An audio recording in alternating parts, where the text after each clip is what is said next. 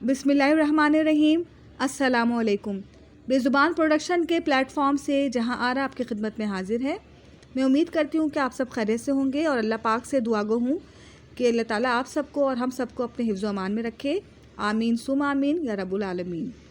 آج جو میں اپنا مختصر سیشن کرنے جا رہی ہوں اس میں میں آپ سب کو حضرت عثمان غنی رضی اللہ عنہ کے اسلام کے لیے جو کارنامے تھے اس کے بارے میں بتاؤں گی اور ان کے دور خلافت کا مختصراً جائزہ لوں گی۔ مجمع صبر و رضا بندہ ذیشا کہیے، مجمع صبر و رضا بندہ ذیشا کہیے، طے کرے حلم و حیا صاحب عرفا کہیے۔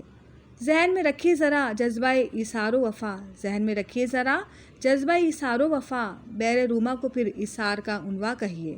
کیجیے تذکرہ مرتبت ذوالنورین، کیجیے تذکرہ مرتبت ذوالنورین، زوج ابنات شہنشاہ رسولہ کہیے۔ پیش منظر میں ہو تدوین کی ہر کاوش خیر، پیش منظر میں ہو تدوین کی ہر کاوش خیر، ابن عفان کو پھر جامع قرآن کہیے۔ دست سلطان مدینہ بنے دست عثماں، دست سلطان مدینہ بنے دست عثماں، داستان شرف بیت رضواں کہیے۔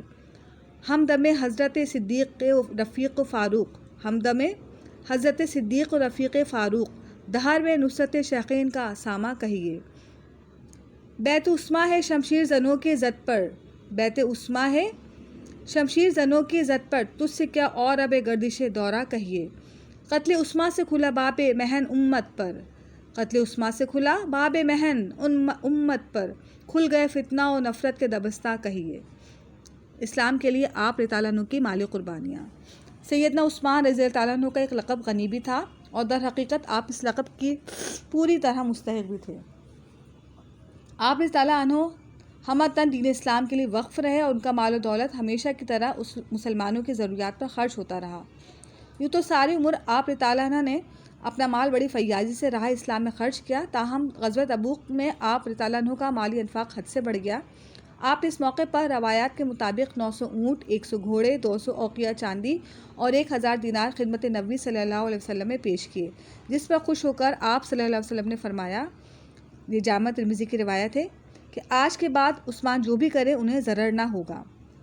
مشکل حالات میں آپ رضی اللہ عنہ نے مسلمانوں کے لیے ان کی روزمرہ کی ضروریات کو پورا کیا، خصوصاً ٹھنڈے میٹھے پانی کے کنویں وقف کیے، غزوات میں اسلحہ، سواریاں اور فوجی راشن کا بندوبست کیا اور زمین خرید کر مسجد نبوی کی توسیع کی۔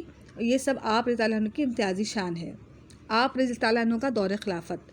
تاریخ طبری میں ہے کہ عرب کا اتنا بڑا تاجر جب خلافت کے منصب پر آتا ہے تو حال یہ ہوتا ہے کہ خود فرماتے ہیں کہ جس وقت میں خلیفہ بنایا گیا اس وقت میں عرب میں سب سے زیادہ اونٹوں اور بکریوں کا مالک تھا، اور آج میرے پاس سوائے ان 2 اونٹوں کے کچھ بھی نہیں جو میں نے حج کے لیے رکھے ہوئے ہیں۔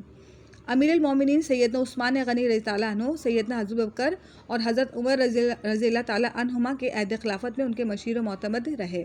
اپنے اپنے دور خلافت میں سیدنا عثمان رضی اللہ عنہ سے امور خلافت میں مشورہ لیتے اور اکثر اوقات آپ کے مشوروں کے مطابق فیصلے فرمایا کرتے تھے۔